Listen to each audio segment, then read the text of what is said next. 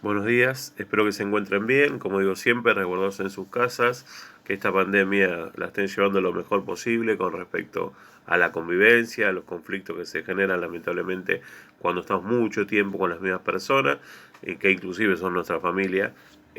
Así que bueno, una de las formas, como digo siempre, de llevar esto es organizarnos. En otro video hablaba justamente sobre eso, hay una clase que la subí 2 días después, algo que no me pasó nunca, pero bueno, obviamente en esta situación eh, que salvo películas de apocalipsis zombies, no nos han preparado para esta situación de quedarnos encerrados, de no poder salir. Eh, Ayer pasé 2 días sin salir de casa. Yo tengo un patio grande que salgo, aparte yo salgo a hacer las compras, pero hoy me cayó la ficha, justamente caí en la idea de que no salí en 48 horas de mi casa, algo muy raro. Son todas situaciones que a todos nos están afectando de alguna manera. Bueno, una de las formas que no nos afecte tanto es tener una organización. Es decir, el fin de semana yo decidí, por ejemplo, no corregir nada. Que lo vengo haciendo todos los días, corrijo todas las plataformas virtuales que tengo, las clases virtuales que tengo, las voy corrigiendo, a todas le dedico 2 horitas por día para no dedicarlo únicamente al que tengo la clase en ese momento. Y de a poco vamos organizándonos. Yo el fin de semana decidí no hacer nada con respecto al trabajo. Y hoy me levanté muy temprano justamente para empezar de temprano a organizar las cuestiones del día, de las clases virtuales. Entonces la organización es una de las mejores formas de sobrellevar esta idea de la pandemia. Bien, nosotros estábamos viendo, esperen que tengo acá mis clases. Estábamos viendo la relación colonial. La idea de... Esperen que estoy buscando. Ahí viene la clase. Ya llega, ya llega, ya llega. Bien. Nosotros estuvimos viendo la idea de la relación colonial. Estuvimos viendo cómo el imperialismo de grandes países que dominaban a países más chiquitos, o algunos que inclusive ni siquiera los respetaban como países, se fueron dando en varias épocas de nuestra existencia. Entonces, la pregunta es, ¿cómo fue esa relación colonial? ¿Cómo se llevaba ese país dominante con ese pequeño país dominado? Entonces, hay que entender que la ocupación y la explotación de esos territorios fueron realizados por empresas privadas. Los países contrataban a empresas privadas para explotar y dominar un territorio que no era el suyo, ¿no? Por ejemplo, la India fue ocupada y explotada por una empresa británica.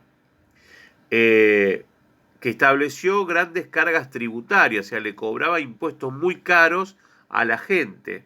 De esa manera le sacaban un poco lo único que tenían, ¿no? Y estas empresas no solo explotaban y ocupaban y se encargaban de comerciar, sino que tenían grandes ejércitos justamente para poder lograr su cometido. Sin ninguna duda, esa relación colonial generaba distintos problemas, distintos conflictos. Y eso hizo que los países imperio, caso Inglaterra, Bélgica, otros, se metieran cada vez más en el tema de las colonias. ¿Por qué? Estas empresas privadas, con sus ejércitos privados y muchas veces con poca profesionalización, hacían desastres, hacían masacres.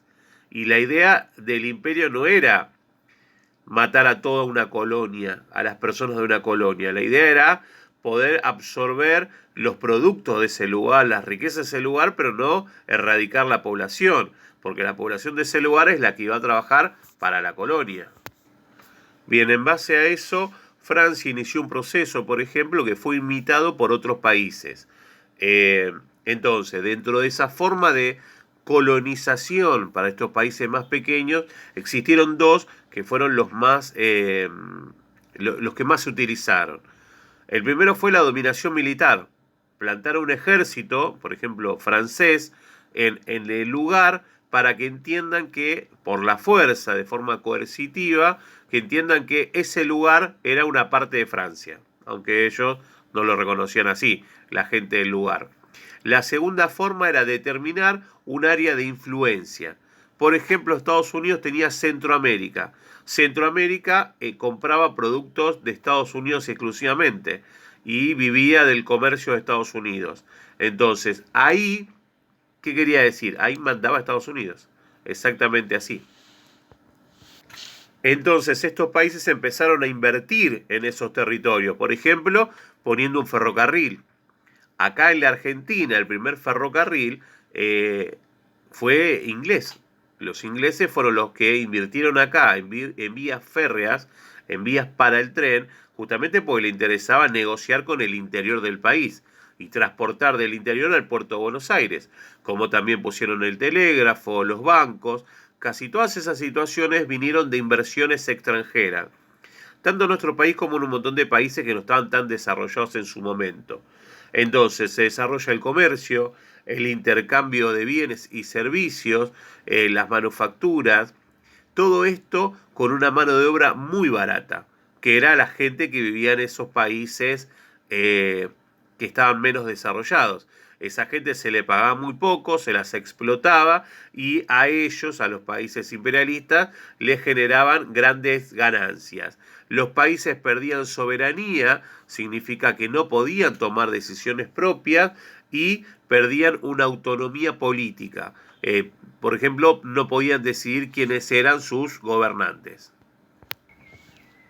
Más allá de que esto benefició a muchos productos de algunos países pequeños para que el producto sea conocido a nivel mundial, en un principio obviamente los que obtenían ganancias eran pequeñas empresas capitalistas y una pequeña élite que vivía en cada lugar. No se olviden que una élite o una élite es una clase social importante en un lugar, una clase alta, una clase dominante que tiene beneficios que no tienen las otras clases o otros grupos de personas.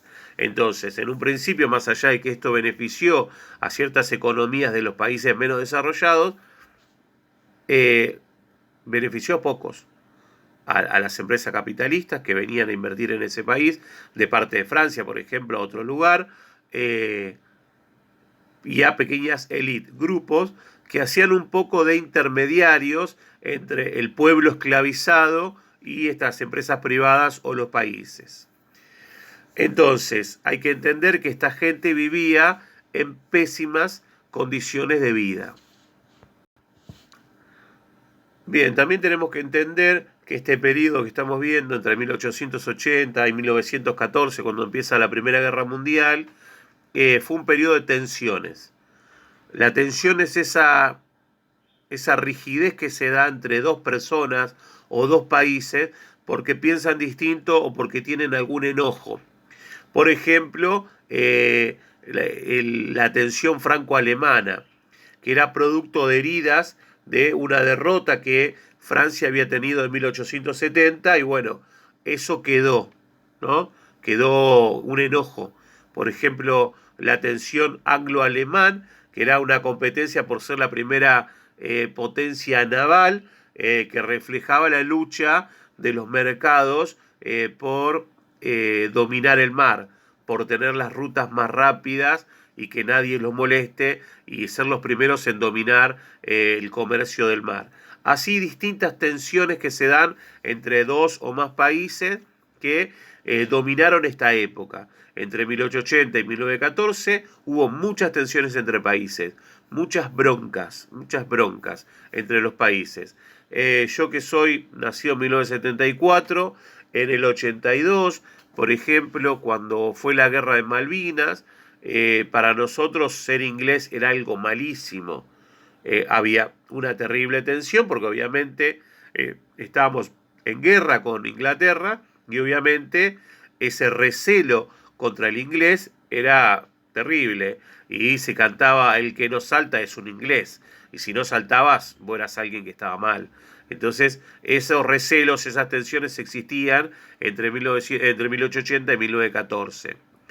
Hoy, obviamente, con 45 años no le tengo ningún recelo a los ingleses.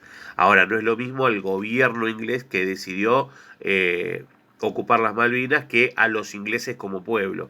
Tenemos que aprender a hacer una diferenciación. Que a nosotros no nos guste como un gobierno desarrolla sus actividades, no quiere decir que el pueblo entero esté de acuerdo o sea cómplice de eso. Es distinto.